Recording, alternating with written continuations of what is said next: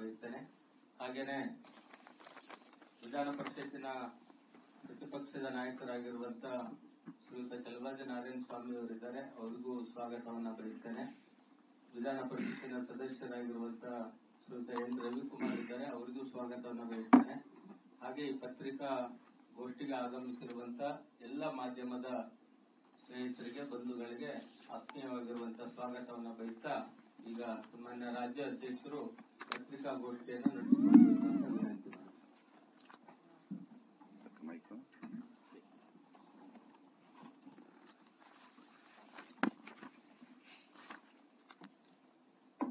ಆತ್ಮೀಯ ಪತ್ರಿಕಾ ಹಾಗೂ ಮಾಧ್ಯಮದ ಸ್ನೇಹಿತರೆ, ನಮ್ಮ ರಾಜ್ಯದಲ್ಲಿ ಕಾಂಗ್ರೆಸ್ ಸರ್ಕಾರ ಬಂದಾಗಿನಿಂದ ಸರ್ಕಾರ ಪ್ರಾಯೋಜಿತ ಆತ್ಮಹತ್ಯೆಗಳು ಅಥವಾ ರಾಜ್ಯ ಸರ್ಕಾರದ ಕುಮ್ಮಕ್ಕಿನಿಂದ ಆತ್ಮಹತ್ಯೆ ಪ್ರಕರಣಗಳು ದಿನೇ ದಿನೇ ಹೆಚ್ಚಾಗ್ತಾ ಇದೆ. ಬಹುಶಃ ಹಿಂದೆಂದೂ ಸಹ ಕರ್ನಾಟಕ ರಾಜ್ಯದಲ್ಲಿ ಸರ್ಕಾರದ ಕುಮ್ಮಕ್ಕಿನಿಂದಾಗಲಿ, ಸಚಿವರ ಕುಮ್ಮಕ್ಕಿನಿಂದಾಗಲಿ, ಆಡಳಿತ ಪಕ್ಷದ ಶಾಸಕರ ಕುಮ್ಮಕ್ಕಿನಿಂದಾಗಲಿ ಈ ರೀತಿ ಸರಣಿ ಆತ್ಮಹತ್ಯೆ ಪ್ರಕರಣಗಳನ್ನ ಹಿಂದೆಂದೂ ಸಹ ನಾವು ನೋಡಿರಲಿಲ್ಲ, ಕೇಳಿರಲಿಲ್ಲ. ನಮ್ಮ ರಾಜ್ಯ ಈ ರೀತಿ ಸರಣಿ ಆತ್ಮಹತ್ಯೆಗಳ ಪ್ರಕರಣವನ್ನ ಹಿಂದೆಂದೂ ಕೂಡ ನೋಡೋದಕ್ಕೆ ಸಾಧ್ಯ ಆಗಿರಲಿಲ್ಲ. ಆದರೆ ಕಾಂಗ್ರೆಸ್ ಸರ್ಕಾರ ಬಂದ ಮೇಲೆ ಕಳೆದ 2 ವರ್ಷದಲ್ಲಿ ಸಿದ್ದರಾಮಯ್ಯನವರ ರಾಜ್ಯದ ಮುಖ್ಯಮಂತ್ರಿಗಳ ಆದ ನಂತರದಲ್ಲಿ ಸರಣಿ ಆತ್ಮಹತ್ಯೆ ಪ್ರಕರಣಗಳು ನಾವು ನೋಡೋದಕ್ಕೆ ಸಿಕ್ಕಿದೆ. ಒಂದೇ ಮಾತಿನಲ್ಲಿ ಹೇಳೋದಾದ್ರೆ, ರಾಜ್ಯ ಸರ್ಕಾರ ಆತ್ಮಹತ್ಯೆ ಭಾಗ್ಯವನ್ನ ಕರ್ನಾಟಕ ರಾಜ್ಯಕ್ಕೆ ದಯಪಾಲಿಸಿದೆ ಅನ್ನೋದನ್ನ ಈ ಸಂದರ್ಭದಲ್ಲಿ ಹೇಳೋದಕ್ಕೆ ಇಚ್ಛಪಡ್ತೇನೆ. ಮೊದಲನೇ ಆತ್ಮಹತ್ಯೆ ವಾಲ್ಮೀಕಿ ನಿಗಮದ ಅಕೌಂಟೆಂಟ್ ಚಂದ್ರಶೇಖರ್ ಆತ್ಮಹತ್ಯೆ ಮೇ 26, 2024 ಆಗಿದೆ. ಗೊತ್ತಿದೆ ನಿಮಗೆಲ್ಲ. ಯಾವ ರೀತಿ ಭ್ರಷ್ಟಾಚಾರ ಬಯಲಾಯಿತು, ರಾಜ್ಯ ಸರ್ಕಾರದ ಕುಮ್ಮಕ್ಕಿನಿಂದ ಭ್ರಷ್ಟಾಚಾರ ಯಾವ ರೀತಿ ಆಯಿತು, ನಾಗೇಂದ್ರ ಅವರು ಅಂದಿನ ಸಚಿವರು ರಾಜೀನಾಮೆಯನ್ನು ಕೂಡ ಕೊಡ್ತಕ್ಕಂಥ ಪರಿಸ್ಥಿತಿ ನಿರ್ಮಾಣ ಆಯಿತು. ರಾಜೀನಾಮೆಯನ್ನು ಕೂಡ ಕೊಟ್ಟರು ಭಾರತೀಯ ಜನತಾ ಪಾರ್ಟಿ ಹೋರಾಟದಿಂದ. ನವೆಂಬರ್ 4, 2024 ರುದ್ರಣ್ಣ ಎಡವಣ್ಣನವರ್ ಏನು ಲಕ್ಷ್ಮೀ ಹೆಬ್ಬಾಳ್ಕರ್ ಅವರ ಪರ್ಸನಲ್ ಸೆಕ್ರೆಟರಿ ಹೆಸರನ್ನ ಬರೆದಿಟ್ಟು ಬೆಳಗಾವಿ ಜಿಲ್ಲೆನಲ್ಲಿ ರುದ್ರಣ್ಣ ಎಡವಣ್ಣನವರ್ ಆತ್ಮಹತ್ಯೆ ಮಾಡಿಕೊಂಡಿರ್ತಕ್ಕಂಥ ನಿಮ್ಗೆಲ್ಲ ಗೊತ್ತೇ ಇದೆ. ತದನಂತರದಲ್ಲಿ ರಾಜ್ಯ ಸರ್ಕಾರ ಹೆಂಗ್ ನಡ್ಕೊಳ್ತು, ಪೊಲೀಸ್ ಇಲಾಖೆ ಯಾವ ರೀತಿ ತನಿಖೆ ನಡೆಸ್ತಾ ಇದೆ, ಇದೆಲ್ಲವೂ ಕೂಡ ತಾವು ನೋಡಿದಿರಿ. 3ನೇ ಪ್ರಕರಣ ದಾವಣಗೆರೆನಲ್ಲಿ ಪೇಮೆಂಟ್ ಸಿಗದೇನೆ ವಿಲಿ ಒದ್ದಾಡ್ತಾ ಇದ್ದಂತ ಒಬ್ಬ ಕಾಂಟ್ರಾಕ್ಟರ್ ಕೂಡ ಲೋಕಸಭಾ ಚುನಾವಣೆ ಸಂದರ್ಭದಲ್ಲಿ ಆತ್ಮಹತ್ಯೆ ಮಾಡಿಕೊಂಡಿದ್ದಾರೆ.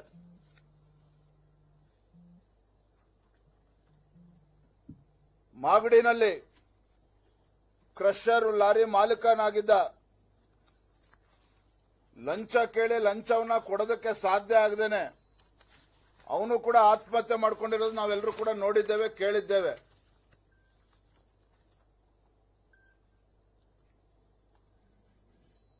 ಯಾದಗಿರಿ ಪೊಲೀಸ್ ಠಾಣೆ ಪರಶುರಾಮ್ ಸಬ್ ಇನ್ಸ್ಪೆಕ್ಟರು ಸ್ಥಳೀಯ ಶಾಸಕರ ಪುತ್ರನ ಒತ್ತಡವನ್ನ, ಹಿಂಸೆನ ತಡಿಲಾರ್ದೇನೆ ಆತ್ಮಹತ್ಯೆ ಮಾಡಿಕೊಂಡಿದ್ದಾರೆ.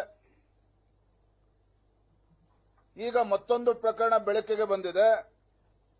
ಮೊನ್ನೆ ದಿನ 27ನೇ ತಾರೀಕು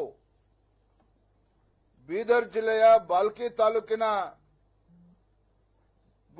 ಗುತ್ತಿಗೆದಾರ ಆಗಿರ್ತಕ್ಕಂಥ ಸಚಿನ್ ಪಾಂಚಾಲ್, ಗುತ್ತಿಗೆದಾರ ಸಚಿನ್ ಪಾಂಚಾಳ್ ಆತ್ಮಹತ್ಯೆ ಮಾಡಿಕೊಂಡಿರ್ತಕ್ಕಂಥ ಪ್ರಕರಣ ಈಗಾಗಲೇ ದೇಶಾದ್ಯಂತ ಸುದ್ದಿ ಆಗಿದೆ. ಆತ್ಮಹತ್ಯೆ ಪ್ರಕರಣ ಅವನು ಸಚಿನ್ ಪಾಂಚಾಲ್ ಬರೆದಿಟ್ಟಿರ್ತಕ್ಕಂಥ ಸೂಸೈಡ್ ನೋಟ್ ಅಥವಾ ಡೆತ್ ನೋಟ್ ಯಾವ ಯಾವ ಹೆಸರುಗಳನ್ನು ಉಲ್ಲೇಖ ಮಾಡಿದ್ದಾರೆ, ಯಾವ ರೀತಿ ಕಿರುಕುಳವನ್ನ ತಡಿಲಾರದೆ ಆತ್ಮಹತ್ಯೆ ಮಾಡಿಕೊಂಡಿದ್ದಾನೆ ಅನ್ನೋದನ್ನು ಸಂಪೂರ್ಣವಾಗಿ ಡೆತ್ ನೋಟ್ ಅಲ್ಲಿ ಎಳೆ ಎಳೆಯಾಗಿ ಬಿಚ್ಚಿಟ್ಟಿದ್ದಾನೆ. ಬಹುಶಃ ಆತ್ಮಹತ್ಯೆ ಮಾಡಿಕೊಳ್ತಕ್ಕಂಥ ಯಾವುದೇ ವ್ಯಕ್ತಿ ತನ್ನ ಸೂಸೈಡ್ ನೋಟ್ ಅಲ್ಲಿ ಡೆತ್ ನೋಟ್ ಅಲ್ಲಿ ಏನು ಅಂಶಗಳನ್ನು ಬರೆದಿಟ್ಟಿದ್ದಾರೆ ಅದ್ಯಾವುದೂ ಕೂಡ ಸತ್ಯಕ್ಕೆ ದೂರ ಆಗೋದಕ್ಕೆ ಸಾಧ್ಯ ಇಲ್ಲ. ಆಸ್ ಲಾಂಗ್ ಆಸ್ ಎಲ್ಲಿ ತನಕ ಆ ಸೂಸೈಡ್ ನೋಟ್ ಅವನೇ ಬರೆದಿಟ್ಟಿರ್ತಾನೆ, ಅದ್ಯಾವುದೂ ಕೂಡ ಸುಳ್ಳು ಅಥವಾ ಸತ್ಯಕ್ಕೆ ದೂರ ಆಗಿರ್ತಕ್ಕಂಥದ್ದು ಅಂತ ಹೇಳಿ ಯಾವುದೇ ಪ್ರಕರಣದಲ್ಲಿ ನಂಬೋದಕ್ಕೆ ಸಾಧ್ಯ ಆಗೋದಿಲ್ಲ.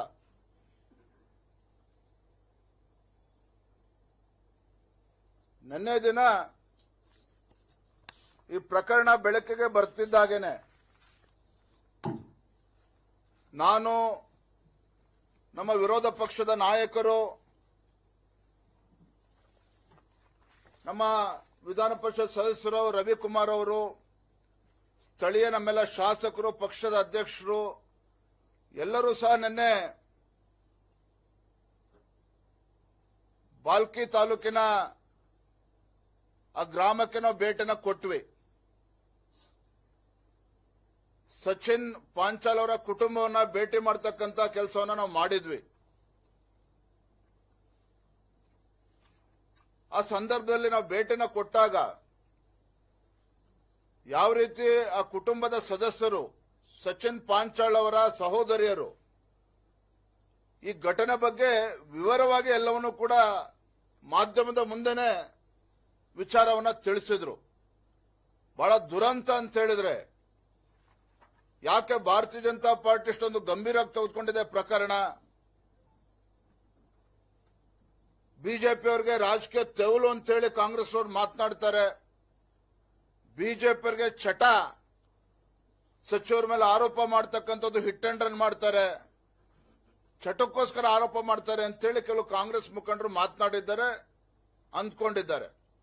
ಆದ್ರೆ ನಿನ್ನೆ ಆ ಬಡ ಕುಟುಂಬ ಏನು ಸಚಿನ್ ಪಾಂಚಾಳ್ ಒಬ್ಬ ಬಡ ಕುಟುಂಬಕ್ಕೆ ಸೇರಿರ್ತಕ್ಕಂಥವನು, ಒಬ್ಬ ಹಿಂದುಳಿದ ವರ್ಗಕ್ಕೆ ಸೇರಿರ್ತಕ್ಕಂಥ ಒಂದು ಬಡ ಕುಟುಂಬ, 5 ಜನ ಸಹೋದರಿಯರಿದ್ದಾರೆ. ಯಾವಾಗ ಸಚಿನ್ ಪಾಂಚಾಳ್ ಅವರು ಸಾಮಾಜಿಕ ಜಾಲತಾಣದಲ್ಲಿ ಅವನು ಸ್ಟೇಟಸ್ ಅನ್ನು ಹಾಕೊಂಡಿದ್ದ ಆತ್ಮಹತ್ಯೆ ಮಾಡ್ಕೊಳ್ತಾ ಇದ್ದೇನೆ ಅಂತೇಳಿ ಆತಂಕದಿಂದ ಭಯಭೀತರಾಗಿ ಅವರಿಬ್ರು ಸಹೋದರಿಯರು, 5ರಲ್ಲಿ 2 ಸಹೋದರಿಯರು ಸವಿತಾ ಮತ್ತು ಸುನೀತಾ, 2 ಸಹೋದರಿಯರು ಪೊಲೀಸ್ ಸ್ಟೇಷನ್ಗೆ ಧಾವಿಸ್ತಾರೆ. ಬೀದರ್ನ ಗಾಂಧಿಗಂಜ್ ಪೊಲೀಸ್ ಠಾಣೆಗೆ ಧಾವಿಸ್ತಾರೆ. ಮಧ್ಯಾಹ್ನ 2:15ಗೆ ಭೇಟಿ ಕೊಡ್ತಾರೆ. 25ನೇ ತಾರೀಕು ಭೇಟಿ ಕೊಟ್ಟು ಠಾಣೆನಲ್ಲಿ ಅಲ್ಲಿರ್ತಕ್ಕಂಥ PSI ಅಲ್ಲಿ ರಿಕ್ವೆಸ್ಟ್ ಮಾಡ್ತಾರೆ, ಗೋಗರಿತಾರೆ, ಮನವಿ ಮಾಡ್ತಾರೆ, ದಯವಿಟ್ಟು ತತ್ಕ್ಷಣ ಇದ್ರ ಬಗ್ಗೆ ಕ್ರಮ ಕೈಗೊಳ್ಳಿ, ನನ್ನ ತಮ್ಮ ಇನ್ನೂ ಕೂಡ ಬದುಕಿದ್ದಾನೆ, ಅವನು ಇನ್ನೂ ಕೂಡ ಮೊಬೈಲ್ ಫೋನ್ ಆನ್ ಅಲ್ಲಿದೆ, ಹೇಗಾದ್ರೂ ಮಾಡಿ ಟ್ರ್ಯಾಕ್ ಮಾಡಿ ಅವನ ಪ್ರಾಣವನ್ನ ಉಳಿಸಿ ಅಂತೇಳಿ ಏನೇ ಪ್ರಯತ್ನ ಮಾಡಿದ್ರು ಸಹ ಅವರ ಮನವಿಯನ್ನ, ಅವರ ಬೇಡಿಕೆಯನ್ನ ಕಿಂಚಿತ್ತೂ ಕೂಡ ಲೆಕ್ಕಿಸದೆ ಅಮಾನವೀಯವಾಗಿ ಏನೋ ಪೊಲೀಸರು ನಡ್ಕೊಂಡಿದ್ದಾರೆ. ಅಲ್ಲಿರ್ತಕ್ಕಂಥ PSI, ಅಲ್ಲಿರ್ತಕ್ಕಂಥ ಇತರ ಪೊಲೀಸ್ ಅಧಿಕಾರಿಗಳು ಎಷ್ಟು ಕೆಟ್ಟದಾಗಿ ನಡ್ಕೊಂಡಿದ್ದಾರೆ ಅಂತ ಹೇಳಿದ್ರೆ, ಬಹುಶಃ ಯಾರೂ ಕೂಡ ಇಂಥ ಪ್ರಕರಣಗಳಲ್ಲಿ ಯಾರೂ ಕೂಡ ಪೊಲೀಸ್ ಮೆಟ್ಲು ಹತ್ತೋಕೆ ಸಾಧ್ಯ ಇಲ್ಲ. 2 ಕಾಲಿಗೆ ಅಲ್ಲಿ ತಲುಪ್ತಾರೆ, ಅಲ್ಲಿಂದ ಮತ್ತೊಂದು ಪೊಲೀಸ್ ಸ್ಟೇಷನ್ಗೆ ಕಳಿಸ್ತಾರೆ. ಇಲ್ಲಿ ಯಾಕೆ ಬಂದಿದ್ದೀರಿ ನೀವು, ಗುಲ್ಬರ್ಗ ಹೋಗಿ ಅಂತ ಹೇಳ್ತಾರೆ. ಪೊಲೀಸ್ ಸ್ಟೇಷನ್ಗಳಿಗೆ ತಿರುಗಾಡಿಸ್ತಾರೆ. ಅದು ಎಲ್ಲೂ ಕೂಡ ನ್ಯಾಯ ಸಿಗೋದಿಲ್ಲ. ಅವರ ಕಂಪ್ಲೇಂಟ್ ಅನ್ನು ಕೂಡ ಸ್ವೀಕಾರ ಮಾಡೋದಿಲ್ಲ. ಪಾಪ ಅವನ ಸಚಿನ್ ಪಾಂಚಾಲ್ ಅವನ್ನ ಹುಡುಕ್ತಕ್ಕಂಥ ಪ್ರಯತ್ನವೂ ಕೂಡ ಮಾಡಲ್ಲ ಪೊಲೀಸ್ ಅಧಿಕಾರಿಗಳು. ಎಲ್ಲೋ ಒಂದ್ ಕಡೆ ಪೊಲೀಸ್ ಅಧಿಕಾರಿಗಳ ವರ್ತನೆ ಏನಿದೆಯಲ್ಲ ಕನ್ನಡದಲ್ಲಿ ಒಂದು ಗಾದೆ ಇದೆ, ದಿನ ಸಾವಿರ ಅಳೋರು ಯಾರು ಅಂತೇಳಿ. ಏನ್ ದಿನ ಇಂಥ ಪ್ರಕರಣಗಳು ಬರ್ತಾನೆ ಇರ್ತದೆ. ಮತ್ತೆ ಈ ಪ್ರಕರಣದಲ್ಲಿ ಯಾರ ವಿರುದ್ಧ ಅವರು ಇದಾರೆ, ವ್ಯಕ್ತಿಗಳು ಯಾರು, ಈ ಪ್ರಕರಣದಲ್ಲಿ ಅವನಿಗೆ ಬೆದರಿಕೆ ಆಗ್ತಾ ಇರ್ತಕ್ಕಂಥವ್ರು ಯಾರು? ರಾಜು ಕಪ್ನೂರ್, ಕಾಂಗ್ರೆಸ್ ಪಕ್ಷದ ಹಿರಿಯ ಮುಖಂಡ, ಬಹಳ ಪ್ರಭಾವಿ ನಾಯಕ, ಮತ್ತೆ ಖರ್ಗೆ ಕುಟುಂಬಕ್ಕೆ ಬಹಳ ಹತ್ರ ಇರ್ತಕ್ಕಂಥವ್ರು. ಇವೆಲ್ಲವೂ ಕೂಡ ಡೆತ್ ನೋಟಲ್ಲಿ ಅದನ್ನು ಪ್ರಸ್ತಾಪ ಮಾಡ್ತಾನೆ. ಹಾಗಾಗಿ ಮೊದಲದಾಗಿ ನಾ ಹೇಳ್ತಕ್ಕಂಥದ್ದು, ಮಾನ್ಯ ಗೌರವಾನ್ವಿತ ಸಚಿವರಾಗಿರ್ತಕ್ಕಂಥ ಪ್ರಿಯಾಂಕಾ ಖರ್ಗೆ ಅವರಿಗೆ ನಾನು ಹೇಳೋದಕ್ಕೆ ಇಚ್ಛಪಡೋದು, ಯಾಕೆಂದ್ರೆ ಪ್ರಿಯಾಂಕಾ ಖರ್ಗೆ ಅವರು ಅಂತ ಹೇಳಿದ್ರೆ ಅವರ ಇಲಾಖೆ ಕೇವಲ ಗ್ರಾಮೀಣ ಅಭಿವೃದ್ಧಿ ಇಲಾಖೆ ಅಥವಾ ITBT ಅಂತ ಅನ್ಕೋಬೇಡಿ. ನೀವು ಸದನದಲ್ಲೂ ಕೂಡ ತಾವು ನೋಡಿದಿರಿ, ಸರ್ವ ಇಲಾಖೆ ಸಚಿವ, ಎಲ್ಲ ಇಲಾಖೆಗೂ ಕೂಡ ಅವರೇ ಮೇಟಿ, ಅವರೇ ಉಸ್ತುವಾರಿ. ಸದನದಲ್ಲೂ ಕೂಡ ಏನೇ ಪ್ರಶ್ನೆ ಬಂದರೂ ಸಹ ಗೃಹ ಸಚಿವರಿದ್ರು ಕೂಡ ಅವ್ರ ಪರವಾಗಿ ಇವರು ಎದ್ದೇಳ್ತಾರೆ. ಮಹಿಳಾ ಮತ್ತು ಮಕ್ಕಳ ಕಲ್ಯಾಣ ಬಗ್ಗೆ ಪ್ರಶ್ನೆ ಇದ್ರೆ ಅದಕ್ಕೂ ಎದ್ದು ಗಲಾಟೆ ಮಾಡ್ತಾರೆ. ಮುಖ್ಯಮಂತ್ರಿಗಳಿಗೆ ಸಂಬಂಧಪಟ್ಟಿದ್ರು ಕೂಡ ಅದಕ್ಕೂ ಎದ್ದು ಗಲಾಟೆ ಮಾಡ್ತಾರೆ. ಅಂದ್ರೆ ಬಹಳ ಜ್ಞಾನಿಗಳು ಅವರು, ಅದನ್ನ ನಾವು ಒಪ್ಕೊಳ್ತೇವೆ. ಪ್ರಿಯಾಂಕಾ ಖರ್ಗೆ ಅವರು ಬಹಳ ಬುದ್ಧಿವಂತರು, ಬಹಳ ದೊಡ್ಡ ಮೇಧಾವಿ, ಬಹಳ ದೊಡ್ಡ ಜ್ಞಾನಿಗಳು. ಅಷ್ಟು ಅದ್ರ ಜೊತೆಗೆ ಅಷ್ಟೇ ಶಕ್ತಿಶಾಲಿ ಮತ್ತು ಪ್ರಭಾವಿ ಮುಖಂಡ, ಅದನ್ನು ಕೂಡ ನಾವು ಒಪ್ಕೊಳ್ತೇನೆ. ಇವತ್ತು ಪ್ರಿಯಾಂಕಾ ಖರ್ಗೆ ಅವರು ನನ್ನ ಏನ್ ಹೇಳಿದ್ದಾರೆ, ಬಿಜೆಪಿಯವರಿಗೆ ಚಟ ಅನ್ನೋ ಅರ್ಥದಲ್ಲಿ ಮಾತನಾಡಿದ್ದಾರೆ. ಯಡಿಯೂರಪ್ಪನವರ ಪೋಕ್ಸೋ ಕೇಸನ್ನ ಮುಚ್ಚಾಕಳಕ್ಕೆ, ಸ್ವಾಮಿ ಪ್ರಿಯಾಂಕಾ ಖರ್ಗೆ ಅವರೇ, ನೀವೇನ್ ಸುಪ್ರೀಂ ಕೋರ್ಟಾ, ನೀವೇನ್ ಹೈಕೋರ್ಟಾ, ನೀವೇನ್ ತನಿಖಾಧಿಕಾರಿನಾ, ನೀವೇನ ಕೇಸ್ ಬಗ್ಗೆ ಮಾತನಾಡ್ತಕ್ಕಂಥದ್ದು? ಬಹಳ ದೊಡ್ಡ ಮೇಧಾವಿ ನೀವು, ಗೊತ್ತಿದೆ ನನಗೆ. ಆದ್ರೆ ಇವತ್ತು ಭಾರತೀಯ ಜನತಾ ಪಾರ್ಟಿ ಧ್ವನಿ ಎತ್ತಿರ್ತಕ್ಕಂಥ ವಿಚಾರ ಏನು, ಅತ್ಯಂತ ಹಿಂದುಳಿದ ವರ್ಗಗಳಿಗೆ ಸೇರಿರ್ತಕ್ಕಂಥ ಒಂದು ಬಡ ಕುಟುಂಬಕ್ಕೆ ಇವತ್ತು ಅನ್ಯಾಯ ಆಗಿದೆ. 5 ಜನ ಸಹೋದರಿಯರು, ಒಬ್ಬನೇ ಗಂಡು ಮಗ. ಆ ಕುಟುಂಬದ ಒಂದು ಆಧಾರ ಸ್ತಂಭ ಇವತ್ತು ಮುರಿದು ಬಿದ್ದಿದೆ, ಕಳಚಿ ಬಿದ್ದಿದೆ. ನಿಮ್ಮ ರಾಜಕೀಯ ಪುಡಾರಿಗಳ ಕುಮ್ಮಕ್ಕಿನಿಂದ ಆತ್ಮಹತ್ಯೆ ಮಾಡಿಕೊಂಡಿದ್ದಾರೆ. ಹಾಗಾಗಿ ಪ್ರಕರಣವನ್ನ ಗಂಭೀರವಾಗಿ ತೆಗೆದುಕೊಳ್ಬೇಕು ಅನ್ನೋ ವಿಚಾರ ಇಟ್ಕೊಂಡು ನಾವು ಸಹ ನಿನ್ನೆ ನನ್ನ ದೆಹಲಿಯಲ್ಲಿ ಬಹಳ ಪ್ರಮುಖವಾಗಿರ್ತಕ್ಕಂಥ ಸಭೆ ನಮ್ದು ರಾಷ್ಟ್ರೀಯ ಅಧ್ಯಕ್ಷ ನೇತೃತ್ವದಲ್ಲಿ, ಆ ಸಭೆಯನ್ನು ಕೂಡ ಬದಿಗಿಟ್ಟು ನಾವು ನಮ್ಮೆಲ್ಲ ಮುಖಂಡರು ಇವತ್ತು ಬೀದರ್ಗೆ ನಾವು ಬಾಲ್ಕಿಗೆ ಹೋಗಿರ್ತಕ್ಕಂಥದ್ದು. ಹಾಗಾಗಿ ಇವತ್ತು ನಾವು ಪ್ರಿಯಾಂಕಾ ಖರ್ಗೆ ಆಗಲಿ ಘಟನೆ ಬಗ್ಗೆ ಬಿಗಿಯಾಗಿ ತೆಗೆದುಕೊಂಡಿದ್ದೇವೆ ಅಂತ ಹೇಳಿದ್ರೆ, ರಾಜು ಕಪ್ನೂರ್ ಏನಿದ್ದಾನೆ ಖರ್ಗೆ ಕುಟುಂಬಕ್ಕೆ ಪರಮಾಪ್ತ, ಖರ್ಗೆ ಕುಟುಂಬಕ್ಕೆ ಅವನು ಬಹಳ ಪರಮಾಪ್ತ ಇರೋದ್ರಿಂದ, ಮತ್ತೆ ಬಡ ಕುಟುಂಬ, ಹಿಂದುಳಿದ ವರ್ಗದ ಕುಟುಂಬ, ಸಮಾಜಕ್ಕೆ ಸೇರಿರ್ತಕ್ಕಂಥ ಕುಟುಂಬಕ್ಕೆ ಅನ್ಯಾಯ ಏನಾಗಿದೆ, ಆ ಒಂದು ಬಡ ಕುಟುಂಬಕ್ಕೆ, ಹಿಂದುಳಿದ ಸಮಾಜ ಕುಟುಂಬ ಸೇರಿದೆ, ಆ ಬಡ ಕುಟುಂಬಕ್ಕೆ ನ್ಯಾಯ ಕೊಡಿಸಬೇಕು, ನ್ಯಾಯ ದೊರಕಿಸ್ಕೊಡ್ಬೇಕು ಅನ್ನುವ ಪ್ರಾಮಾಣಿಕ ಇಚ್ಛೆಯಿಂದ ನಾವು ಇವತ್ತು ನಿನ್ನೆ ಭೇಟಿಯನ್ನು ಕೊಟ್ಟಿರ್ತಕ್ಕಂಥದ್ದು.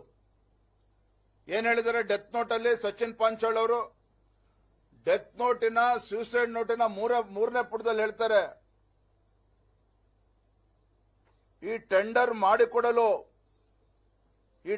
ಮಾಡಿಕೊಡಲು 5% ದುಡ್ಡಿನ ಬೇಡಿಕೆಯನ್ನು ಇಟ್ಟಿರುತ್ತಾನೆ. ನನಗೆ ಪ್ರಿಯಾಂಕಾ ಖರ್ಗೆ ಅವರ ಹೇಳಿದ ಮಾತು ದಾಟುವುದಿಲ್ಲ. ದಯವಿಟ್ಟು ಅರ್ಥ ಮಾಡ್ಕೊಳ್ಳಿ ಮಾಧ್ಯಮದ ಸ್ನೇಹಿತರು. ಯಾರು ರಾಜು ಕಪ್ನೂರ್ ಅವರು ಹೇಳಿರ್ತಕ್ಕಂಥದ್ದು ಏನಪ್ಪಾ ಅಂತ ಹೇಳಿದ್ರೆ, ಸಚಿನ್ ಪಾಂಚಾಳ್ಗೆ ನಾನು ಏನೇ ಹೇಳಿದ್ರು ಕೂಡ ನನ್ನ ಮಾತನ್ನ ಮೀರೋದಿಲ್ಲ ಪ್ರಿಯಾಂಕಾ ಖರ್ಗೆ ಅವರು, ನನ್ನ ಮಾತನ್ನ ಪ್ರಿಯಾಂಕಾ ಖರ್ಗೆ ಅವರು ಮೀರೋದಿಲ್ಲ ಅನ್ನೋ ಮಾತನ್ನ ಆ ಡೆತ್ ನೋಟ್ ಅಲ್ಲಿ ಬರೆದಿಟ್ಟಿದ್ದಾನೆ ಸಚಿನ್ ಪಾಂಚಾಳ್ ಅವರು. ಮತ್ತೊಂದು ಕಡೆ ಹೇಳ್ತಾರೆ,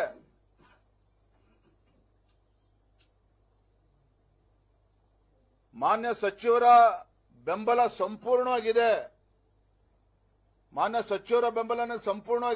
ಅಂತ ನಾನು ಉಲ್ಲೇಖ ಮಾಡಿದ್ದ, ಅದನ್ನು ಕೂಡ ಈ ಡೆತ್ ನೋಟ್ ಅಲ್ಲಿ ಉಲ್ಲೇಖ ಆಗಿದೆ. ಹಾಗಾಗಿ ಇವತ್ತು ಅನೇಕ ಪ್ರಶ್ನೆಗಳು ಎದ್ದಿರ್ತಕ್ಕಂಥದ್ದು. ಪಾಪ ಆ ಸಹೋದರಿಯರು ಮಧ್ಯಾಹ್ನ 2:30ಗೆ 25ನೇ ತಾರೀಕು ಮಧ್ಯಾಹ್ನ 2:30ಗೆ ಪೊಲೀಸ್ ಸ್ಟೇಷನ್ಗೆ ಹೋದಾಗ ಅವ್ರು ಯಾರೂ ಕೂಡ ಅವ್ರಿಗೆ ಕವಡೆ ಕಾಸಿನ ಕಿಮ್ಮತ್ತು ಕೂಡ ಕೊಡೋದಿಲ್ಲ. ಕೆಟ್ಟದಾಗಿ ನಡ್ಕೊಳ್ತಾರೆ ಹೆಣ್ಮಕ್ಳ ಜೊತೆಲಿ.